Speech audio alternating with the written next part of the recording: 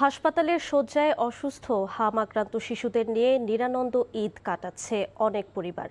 দুশ্চিন্তা ও ঘুমহীন রাতে শিশু পরিচর্যায় সময় কাটছে তাদের।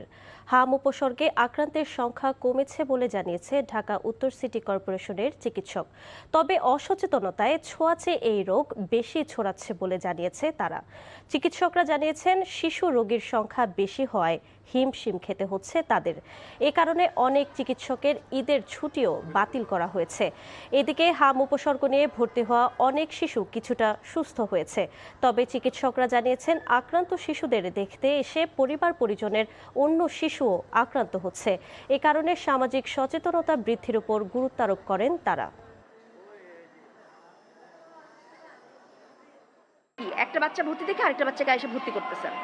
হ্যাঁ, ভর্তি করতেছে কেন? বাচ্চাকে রাখবে কোথায়? সেটার একটা কারণ। আরেকটা কারণ হচ্ছে পোস্ট মিজেলস কমপ্লিকেশন নিয়ে এখানে ভর্তি হচ্ছে। কিন্তু আমরা তো মিজেলস ডেডিকেটেড। মানে হচ্ছে যে আমার এখানে যে বাচ্চাগুলোর র্যাশ ওঠার 4 দিন কমপ্লিট হয়ে যাবে, তারপরের বাচ্চাগুলো তো আমাদের এখানে ভর্তি হওয়ার কথা না।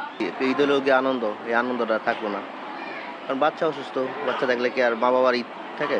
আমাকে ঈদ কাটান লাগবো না, আমাকে সন্তান না বাঁচলে কি আমরা ঈদ দিয়ে কি করবো?